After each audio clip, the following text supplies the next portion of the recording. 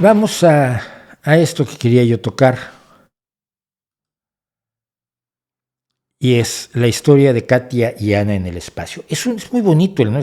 Podríamos hacer una novela, un cuento infantil, Katia y Ana en el espacio. Bien, les voy a contar una historia que ya he contado, pero ni modo.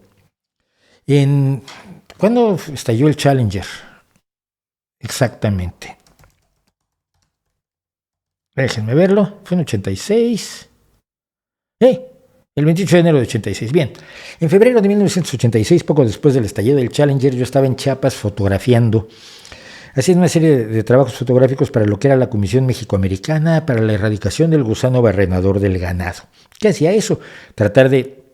Era una comisión en México y Estados Unidos que se dedicó durante los años a ir echando hacia el sur la frontera del gusano barrenador, que era terrible para los ganaderos estadounidenses y para los ganaderos del norte de México.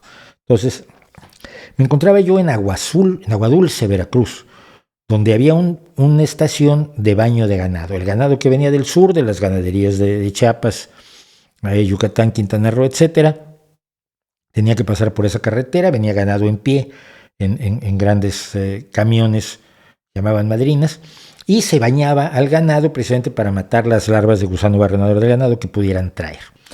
Y yo tenía que fotografiar el proceso de bañado del ganado. Y resultaba que no pasaban camiones. Entonces estábamos allí, nos echamos 3 días esperando que pasara un camión que ya medianamente pude tomar las fotografías allí, estaba nublado, hubiera sido más bonito con una luz más cálida, pero bueno. Y esos 3 días había 2 chavalinos que me caían muy bien, que eran vaqueros. O sea, ellos se dedicaban a mover el ganado, bajaban el ganado de los camiones, los pasaban por el baño y los volvían a subir a camiones. Tenían 14, 15 años. Y nos pusimos a conversar y me preguntaron, ¿usted sabe algo del espacio? Yo dije, pues sí, fíjate, es una de mis pasiones. Es que acaba de estallar el Challenger. Había sido unos días antes. El día que salí yo para Chiapas, me hablaron de revista de revistas, me dijeron, acaba de estallar el Challenger, pon la televisión. Y por cierto, nos acaban de avisar que murió Hubbard, el de la cienciología. Fue el mismo día. Entonces dije, bueno, sí, pasó esta tragedia y empezamos a hablar del espacio, y empezamos a hablar de la exploración espacial, y empezamos a hablar de que ellos lo que querían era, uno quería ser astronauta y el otro quería ser ingeniero astronáutico, ingeniero aeroespacial. Tenían la escuela primaria que podía dar México, ¿no? Los traigo pegados desde el 86, estos 2 chavales. Porque me cabrea que no pudieran hacerlo. Me cabrea haber sabido en ese momento que estaba yo hablando con ellos, que aquel no podía ser astronauta y este no podía ser ingeniero aeroespacial, porque su país no se los permitía. Porque un país rico, porque un país con enormes posibilidades, con enormes recursos, había decidido condenar a los campesinos, indígenas, pobres, rurales, que son prácticamente lo mismo, a mantenerse en el siglo XIX forever, si no es que en el XVIII o en el XVII, como lo pretende el gobierno actual. Y entonces me encuentro con estos niños que he tenido presentes, 96, 2006, 2016, 30 y tantos años, 36 años ya, me encuentro con esto. Katia Echezarreta, el admirable camino de la primera mexicana en llegar al espacio. Hombre, me parece maravilloso. Katia Echezarreta ha ido al espacio. 1 hora. Pero bueno, fue 1 hora. 26 años, doble nacionalidad, mexicana y estadounidense, como yo soy mexicano y español. Es la estadounidense más joven que ha ido al espacio, y ir al espacio, superar la línea de la atmósfera. Y una línea que tiene un nombre que se sabía, deGrasse Tyson, y ahora se me olvidó a mí, donde si superas esa línea estás en el espacio. Y estuvo durante 10 minutos en el espacio, pero estuvo, que es lo que importa. Y fue en Blue Origin, que es la empresa de Jeff Bezos, de los 3 grandes millonarios que tienen empresas aeroespaciales. Jeff Bezos con Blue Origin, Virgin Galactic y Virgin Orbit de Richard Branson y SpaceX de Elon Musk. Que si ustedes vieron el video de Elon Musk que hicimos aquí, probablemente lo que está haciendo en el espacio es lo más serio de todo lo que está haciendo. Dice ella que a los 6 años decidió que quería dedicarse a ser astronauta y se lo comentó así a BBC Mundo. Estoy leyendo parte de lo que se publicó en esta nota. Nació en Guadalajara, a los 7 años se fueron con su familia a Estados Unidos entre Tijuana y San Diego, donde finalmente se establecieron en San Diego. Enfocó todos sus esfuerzos a la carrera espacial, estudió ingeniería eléctrica en un colegio comunitario.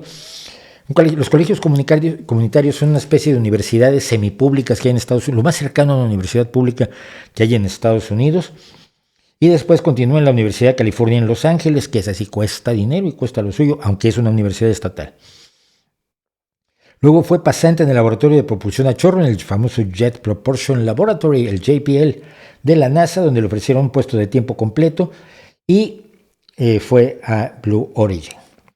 Fue genial, ¿no? Es maravilloso que se pudiera ir. Y quiero dedicar este vuelo espacio a mi país, porque los mexicanos cuando nos vamos y podemos enamorarnos y ser perfectamente leales y adorar el país al que nos hemos ido, y yo como yo adoro España y adoro Asturias, es la tierra de mi abuelo, pero seguimos siendo mexicanos. Entonces, dedicar este vuelo a mi país y a toda la comunidad latinoamericana, que veas esta misión, creas en ti y sepas que puedes ser el próximo. Qué bien, Katia.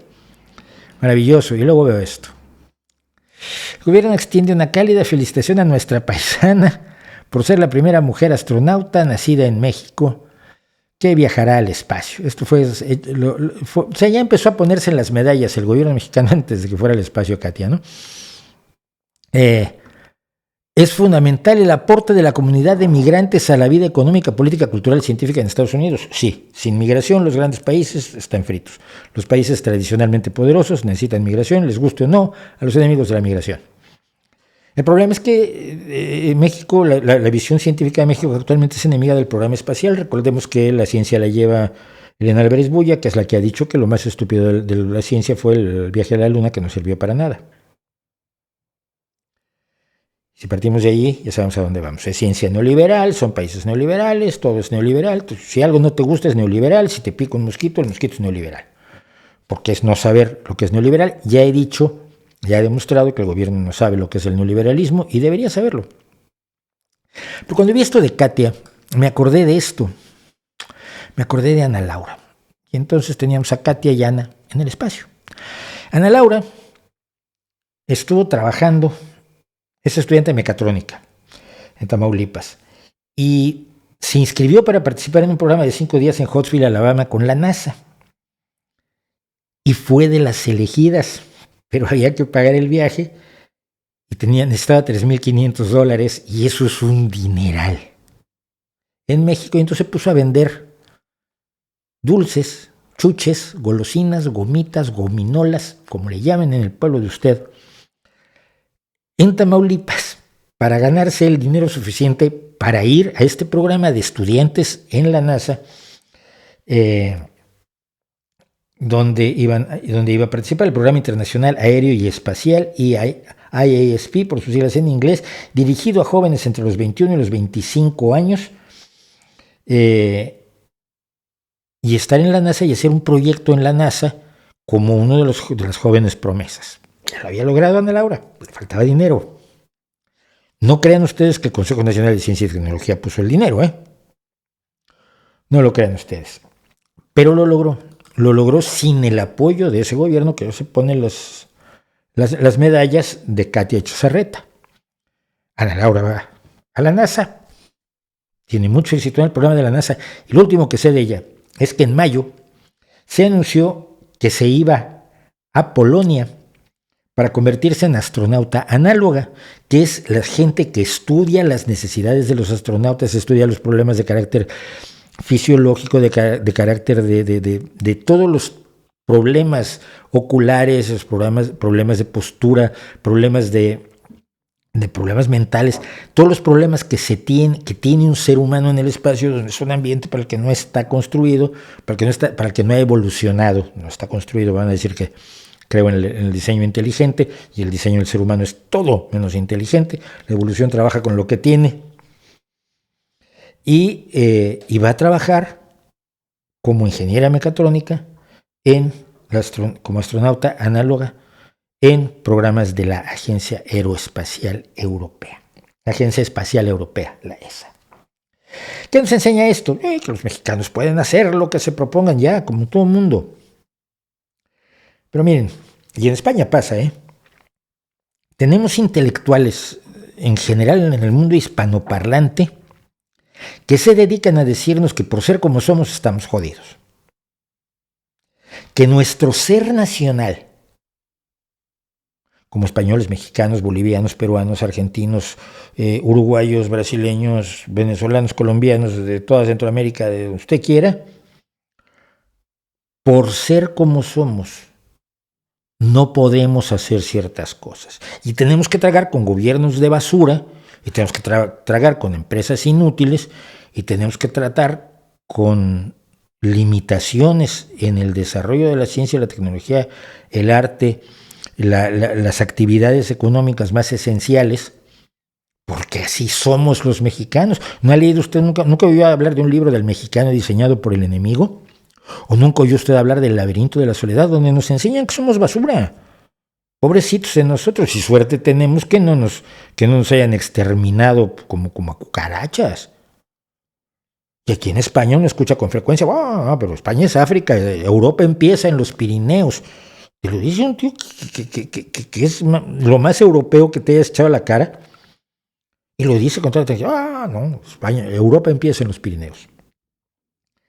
Bien, eso es parte del identitarismo y del nativismo, que ahora se llaman así, pero que siempre se han llamado simple y sencillamente prejuicios étnicos, prejuicios nacionalistas.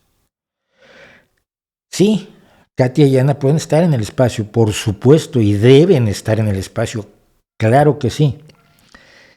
Y los españoles que tienen logros científicos importantes y tienen a veces que salir de España porque todo lo que hace el CSIC, en este caso el Consejo Superior de Investigaciones Científicas, no es suficiente porque no hay suficiente dinero para ciencia. Pero hay muchísimo más de lo que sea imaginable en México, donde se ha reducido además el presupuesto para la ciencia, o en Guatemala, o en Costa Rica, o en Panamá. Y que se nos sigue diciendo que no se puede aspirar a eso por como somos, como si hubiéramos nacido más tontos que el vecino. Cuando la realidad nos demuestra que cuando tienes las condiciones necesarias para desarrollarte, pues resulta que no eras tan tonto como el vecino y a veces eras incluso más listo que algunos de los vecinos. Si dejamos el identitarismo y dejamos el nativismo y dejamos la idea de que somos como somos por nuestra nacionalidad, por el color de nuestra piel, por el rizo de nuestro cabello, por el idioma por el que hablamos, o incluso la religión en la que creemos o dejamos de creer, vamos a dar un paso adelante, sobre todo deshaciéndonos de los gobiernos de mierda que tenemos, sobre todo en América Latina, y en España por lo menos tenemos una democracia funcional. Pero seguimos teniendo gente que en las comunidades y en los municipios a veces se va por lugares por donde no se habría de ir. Y la solución de siempre es echarle la culpa a alguien. Siempre a alguien aquí echarle la culpa. Menos a los propios. Yo estoy muy harto de que en América Latina se le eche la culpa a Estados Unidos de todo. Estados Unidos ha tenido una influencia nefasta en América Latina, por supuesto, y no lo voy a negar, aunque me van a acusar de negarlo. No se puede negar. Es una influencia nefasta. Pero la nefastez de esa influencia, primero que nada, siempre estuvo apoyada en latinoamericanos que estaban dispuestos a hacer lo que a Estados Unidos le interesaba hacer. Y luego, ahora que Estados Unidos, desde el fin de la Guerra Fría, se ha desinteresado cada vez más de América Latina y básicamente ha dejado que hasta la izquierda, o lo que se llama a sí mismo izquierda, se apodere de países como Venezuela o Nicaragua, que hagan sus atropellos en Bolivia y poco en Argentina, le da igual, no está promoviendo golpes de Estado. Estados Unidos se la sopla. Mientras no esté la Unión Soviética amenazándolos con las guerrillas, mira tú, le ha dado bastante igual a Estados Unidos. Pero todos los gobiernos de hoy le siguen echando la culpa a Estados Unidos porque no están dispuestos a decir, nosotros somos responsables y nosotros hemos metido la pata. Y esto no le quita culpa a Estados Unidos, que sigue teniendo influencia y teniendo una serie de cosas, pero tiene que darle responsabilidad a los señores que están actuando hoy. Así que vamos a llevar a Katia y Ana al espacio. ¿Qué les parece?